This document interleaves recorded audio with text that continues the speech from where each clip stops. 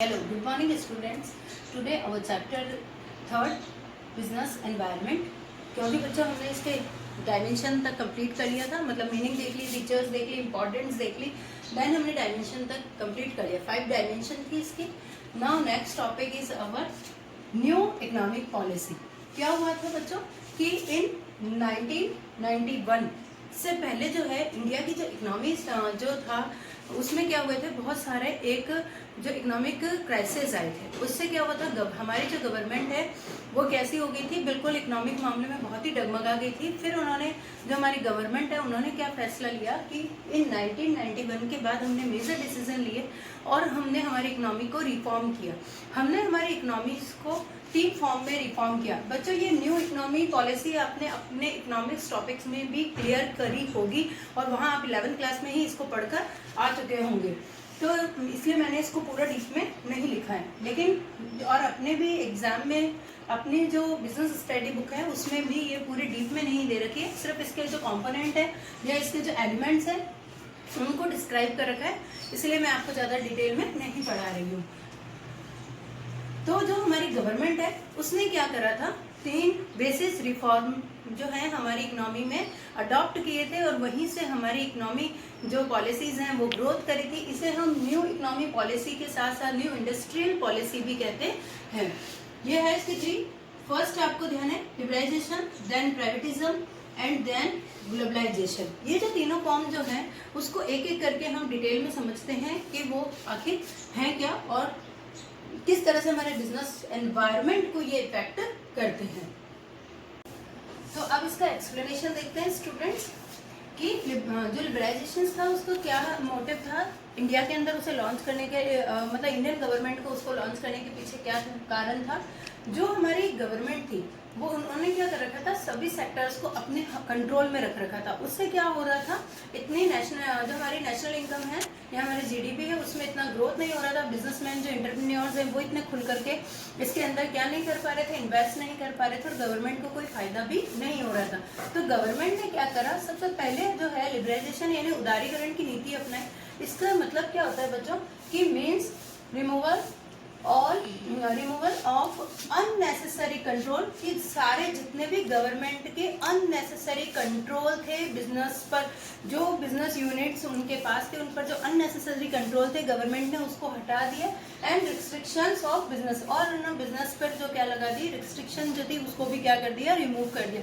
मतलब अब ये हो गया कि जितने भी प्राइवेट सेक्टर्स वाले हैं वो आसानी से किसी भी गवर्नमेंट कंपनी के अंदर अपना जो है इन्वेस्ट कर सकती है और फॉरेन कंपनीज भी आकर के इंडिया के अंदर जो है इन्वेस्ट कर सकती है। इससे इंडिया को ये फायदा हुआ कि इंडिया के अंदर जो है बहुत सारा पैसा जो है वो आने लग गया।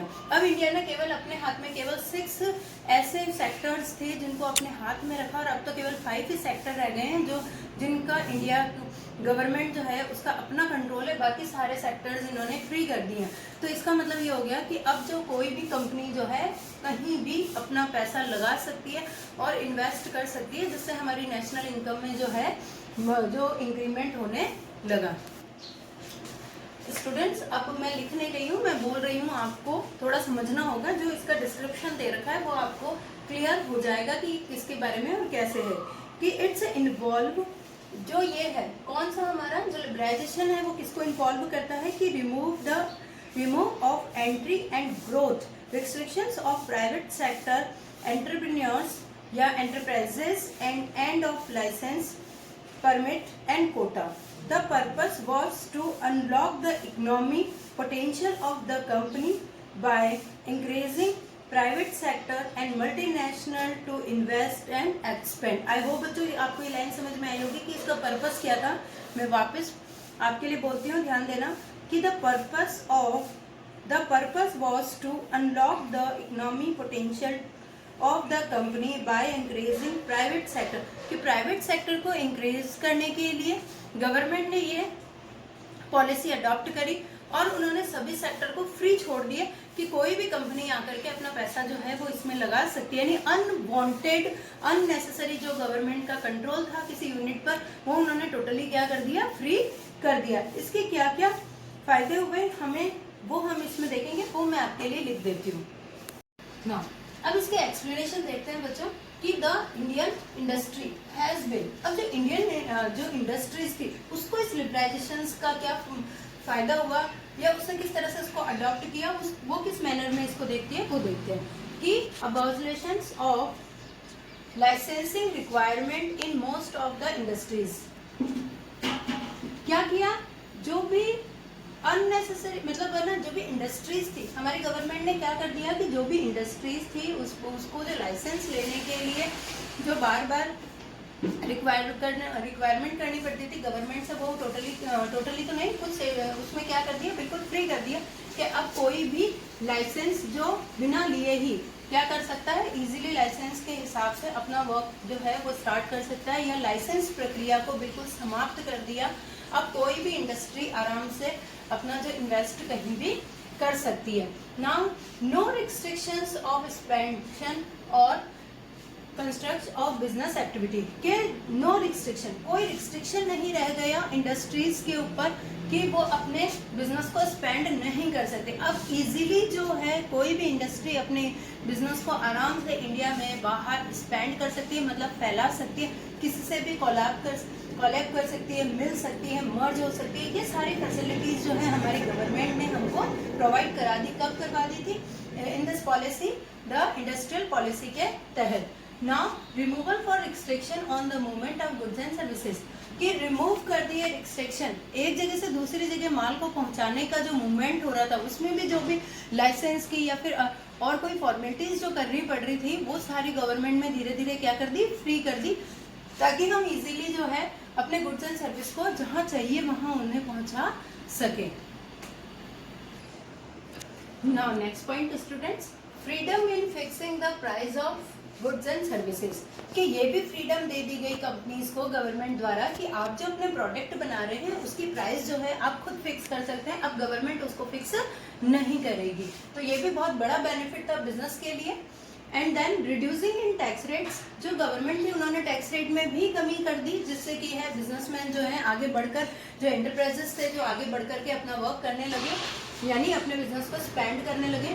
Then making the easier to attract foreign capital, ये इससे हम लोग जो थे यानी जो इंडियन बिजनेसमैन थे वो जो है फॉरेन बिजनेस जो भी पार्टनर्स थे या इन्वेस्टर्स थे उनको अपनी ओर अट्रैक्ट करने में क्या हो गए, बहुत इजी बन गया उनके लिए फॉरेनर्स इन्वेस्टर्स को क्या करना, अपने ओर अट्रैक्ट करना।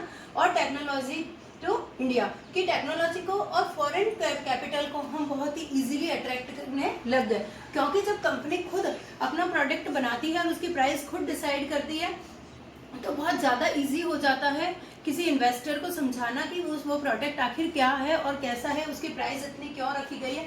और अगर हम गवर्नमेंट के थ्रू या किसी और के थ्रू करते हैं तो वो इतना इजी गोइंग नहीं होता, क्योंकि वहाँ टैक्स रेट भी ज़्यादा देनी पड़ती है, लाइसेंस लेना पड़ता है, बहुत सारी फॉर्मेलिटीज़ करनी पड़ती है, जितने तो उस प्रोडक्ट की क्या रह जाती है, वैल्यूज़ थोड़ी कम हो जाती है। तो ये कहता है कि जो गवर्नमेंट ने ये डिसीजन लिया था वो बहुत ही ज़्यादा हेल्पफुल था हमारे बिजनेस वर्ल्ड के लिए। तो आई होप बच्चों आपको लिबरलाइजेशन बहुत अच्छी तरह से समझ में आया होगा। इसके ये कुछ रिस्ट्रिक्शंस वाले पॉइंट्स थे जो मैंने आपको क्लियर करे कि क्यों हमने लिबरलाइजेशंस को फॉलो किया।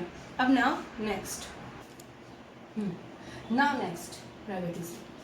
अब ये क्या कहता है कि जो प्राइवेट सेक्टर्स, अब जो ये प्राइवेटिज्म है इसमें क्या करवाया था कि meaning giving greater role to the private sector in the national building process and or reducing role of to the public sector। ये जो प्राइवेट सेक्टर जो था उसमें क्या करा, इसका मतलब होता है निजीकरण। मतलब गवर्नमेंट ने क्या करा, सारे जो बिजनेस जो भी ऑर्गेनाइजेशन थे, बिजनेस थे, अपने यूनिट्स जो बिजनेस यूनिट्स उनके हाथ में थी, उनको क्या कर दिया, फ्री छोड़ दिया। फर्स्ट तो उन्होंने क्या करा था लिबरलाइजेशन, जिसमें उन्होंने क्या करा कि सबको लाइसेंस लेने की जरूरत नहीं है, आप कोई भी बिजनेस कर सकते हो, ऐसा फ्री कर दिया और कोई भी अपने बिजनेस को स्पेंड कर सकता है। और प्राइवेटिज्म में क्या करा, गवर्नमेंट ने ये हमको छूट दे दी कि कोई भी प्राइवेट सेक्टर वाले गवर्नमेंट यूनिट्स में अपना इन्वेस्ट कर सकते हैं। जैसे यूँ कह सकते हो आपको कि जितने भी सिक और बीमार जो यूनिट्स है उनको गवर्नमेंट ने क्या करा, प्राइवेट सेक्टर्स के हाथ में दे दी। जैसे सपोज एक स्कूल है, गवर्नमेंट स्कूल है, उसमें बच्चे बहुत कम है और गवर्नमेंट उसको रन नहीं कर पा रही है, तो क्या करेगी, कोई प्राइवेट कंपनी मानो उसे हायर करना चाहती है, लेना चाहती है, खरीदना चाहती है, तो वो गवर्नमेंट को पैसे देकर और उस स्कूल को खरीद लेगी और उसके बाद में नाम तो रहेगा गवर्नमेंट का, लेकिन वो खुद उसको क्या कर सकती है, चला सकती है। यानी फीस वगैरह तो प्राइवेट के हिसाब से लगेगी, लेकिन नाम जो है वो एफिलेटेड हो जाएगा या गवर्नमेंट के बेस पर, चाहे तो गवर्नमेंट नाम रह सकता है और चाहे तो गवर्नमेंट का नाम हट भी सकता है, क्योंकि ये जो है वो जो खरीदते हैं उनके ऊपर डिपेंड करता है कि वो कितना शेयर उसका खरीद रहे हैं, या तो पूरी खरीद रहे हैं या कुछ ही हिस्सा उसका लेना चाह रहे हैं। जैसे इसमें मैंने कुछ समझाने की कोशिश करी है, आपको देखें। टू अचीव दिस, इसके कारण जो हम एविटिज्म अपनाया उसके कारण क्या हुआ कि the government redefined the role of the public sector. जो हमारी गवर्नमेंट थी उसने वापस से रीडिफाइन करा हमारे पब्लिक सेक्टर को in the new industrial policy of 1991, adopting the policy of the plan disadvance, ये बहुत वर्ड ध्यान रखना, disinvestment of the public sector and the decide to refer to the loss making and sick enterprise, जितनी भी sick enterprise थी उसको क्या करा, to the board of the industrial and finance reconstruction। अब जो ये क्या करा इन्होंने, जो हमारी गवर्नमेंट थी उन्होंने जितनी भी बीमार चल रही, लॉसेस में जा रही जो गवर्नमेंट की कंपनीज थे, यानी पब्लिक सेक्टर के जितने भी यूनिट्स हैं उनको प्राइवेट सेक्टर के हाथों में दे दिया, ताकि वो उनका रिकवर कर सके और उन्हें वापस से क्या कर सके, अपने मार्केट में बनाए रख सके। और ये किसके अकॉर्डिंग हुआ था, ये बोर्ड ऑफ इंडस्ट्रियल एंड जो फाइनेंस रिकॉन्सिलिएशन था उसके अकॉर्डिंग इसको जो है इस तरह से आप चेंज कर सकते हो। एक डी इन्वेस्टमेंट वर्ड आया, इसको भी एक्सप्लेन करेंगे, तो आई होप आपको ये समझ में आया होगा। मैं एक बार फिर से इसको समझा देती हूँ कि ये है क्या, कि गवर्नमेंट के पास में जो भी सेक्टर ऐसे होते हैं जो का सही से काम नहीं कर रहे होते हैं या जिनमें लॉसेस चल रहा होता है, गवर्नमेंट इसे संभाल नहीं पाती है, तो वो निजीकरण कर देती है, मतलब प्राइवेट सेक्टर को खुली छूट दे देती है कि आप इसे खरीद सकते हैं और इसे रन, मतलब इसे चला सकते हैं। तो बहुत सारी प्राइवेट कंपनीज ऐसी होती हैं जो गवर्नमेंट सेक्टर के फील्ड के अंदर अपना पैसा इन्वेस्ट कर देती है या उन्हें खरीद लेती है, ताकि वो उन्हें आराम से अपने नाम से चला सके, अपनी पॉलिसीज के अकॉर्डिंग उसे चला सके। तो इससे गवर्नमेंट को बहुत फायदा होने लगा, क्योंकि सारी जो प्राइवेट सेक्टर्स हैं वो बढ़ चढ़ के गवर्नमेंट सेक्टर में आने लगी और इस तरह से गवर्नमेंट को जो है इकोनॉमिकल बहुत ज़्यादा फायदा होने लगा। तो ये दोनों पॉइंट्स जो थे वो हमारे एनवायरनमेंट से रिलेट थे। Up down next third point, this investment. Students this investment जो है बहुत इंपॉर्टेंट है, यहाँ से हमारी केस स्टडी में पूछी जाती है कितनी बार। देखो ये क्या लिखा है कि mean transferring the public sector enterprise to the private sector, कि जितने भी हमारे पब्लिक सेक्टर्स के एंटरप्राइज होते हैं उसको किस में ट्रांसफर कर दिया जाता है, पब्लिक सेक्टर में ट्रांसफर कर दिया जाता है, वही हमारा डी इन्वेस्टमेंट कहलाता है। ऐसा क्यों होता है, इसका कारण बता दिया था कि जो प्राइवेट सेक्टर लॉसेस में चल रहे होते हैं या सिक होते हैं, बीमार टाइप होते हैं, बीमार टाइप का मतलब जिन्हें गवर्नमेंट हैंडल नहीं कर पाती है, उन्हें वो क्या करती है, प्राइवेट सेक्टर्स को हैंड ओवर कर देती है और प्राइवेट सेक्टर फिर उसे अपने अकॉर्डिंग, अपने रूल एंड रेगुलेशंस के अकॉर्डिंग चलाते हैं। Now next move to next, globalisation. इसका मतलब क्या होता है, इसका मतलब होता है mean integrating the various economics of the world leading towards the emergence of a coherent global economics। इसका मतलब ये होता है कि जो हमारा ये ग्लोबलाइजेशन का मतलब क्या होता है बच्चों, इसका मतलब ये होता है कि एक देश की अर्थव्यवस्था को दूसरे सभी देशों के साथ क्या कर देना, कोलैप्स कर देना, उन्हें मर्ज कर देना, ताकि वो सब साथ मिल करके आराम से फ्रीली क्या कर सके, बिजनेस कर सकें। जैसे आज आप देखते हैं मल्टीनेशनल्स कंपनीज होती हैं या जितना भी बिजनेस वर्ल्ड आज का चल रहा है, आज हम इंडिया में बैठे हुए कहीं से भी क्या कर सकते हैं, अपना बिजनेस कर सकते हैं। जैसे अमेरिका से कर सकते हैं, यूके से, यूएसए से कर सकते हैं, यूके से कर सकते हैं, ऑस्ट्रेलिया से कर सकते हैं। इस तरह से हम जब अपने बिजनेस को कहीं भी फैला सकते हैं, इन्वेस्ट कर सकते हैं और इन्वेस्टर्स भी हमारे बहुत सारे आ सकते हैं। तो आई होप बच्चों आपको ये चीज़ समझ में आई होगी। आगे नाउ जो ग्लोबलाइजेशन है उससे पहले क्या हुआ था बच्चों, इन 1991 के अंदर क्या हुआ था, the government of India has followed a policy of strictly regulating imports in value and volume terms. जो हमारी गवर्नमेंट थी वो इम्पोर्ट ड्यूटीज पर इतने सारे रिस्ट्रिक्शंस लगाती थी कि हम जो फॉरेन ट्रेड्स हैं उसको आसानी से नहीं कर पाते थे। जैसे कौन कौन से रेगुलेशंस वो लगाती थी, मतलब रिस्ट्रिक्शंस लगाती थी लाइसेंस ऑफ इम्पोर्ट की। जो भी इम्पोर्ट करना हो कोई सामान तो उसके लिए हमें सबसे पहले क्या, आफ्टर NEP यानी न्यू इकोनॉमी पॉलिसी जब अडॉप्ट कर ली इंडिया ने, तब क्या हुआ, मतलब जो हमारी गवर्नमेंट के थ्रू, तो adopted policy of globalisation by taking following measures. किस किस को उसने फॉलो किया वो देखें कि पहले तो इतने सारे रिस्ट्रिक्शंस थे, अब वो रिस्ट्रिक्शन जो धीरे धीरे वो कम हो गए यानी हट गए। इम्पोर्ट जो है वो लिबरलाइजेशन हो गया, मतलब जो इंपोर्ट करने में जितने भी लाइसेंस वगैरह लेने पड़ते थे, जो अननेसेसरी टैरिफ रेट जो हमें ज़्यादा देनी पड़ी थी उसको कम कर दिया सरकार ने। और जो पैरा था यानी FERA, पैरा जिसका फुल नेम होता है जो हमारा फॉरेन एक्सचेंज रेगुलेशन एक्ट, इसको तो चेंज करके हमने क्या बना दिया, फॉरेन एक्सचेंज मैनेजमेंट रेट इस मैनेजमेंट एक्ट। इसका मतलब जो है हमारा मैनेजमेंट है।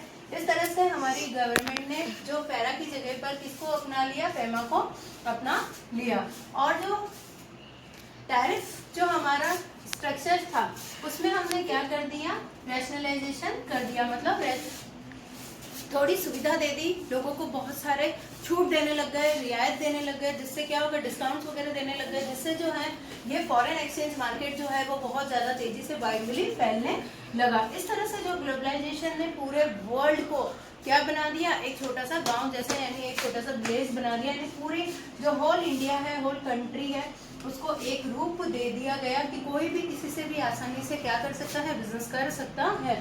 तो the whole world become a global village. इस तरह से जो है ग्लोबलाइजेशन जो फैल करके पूरे वर्ल्ड में एक हो गया, यानी हमने पूरी वैश्विक शक्ति को एक कर लिया। तो आई होप बच्चों ये तीनों टॉपिक आपको न्यू इकोनॉमिक पॉलिसी के समझ में आएंगे, लिबरलाइजेशन, प्राइवेटिज्म एंड ग्लोबलाइजेशन।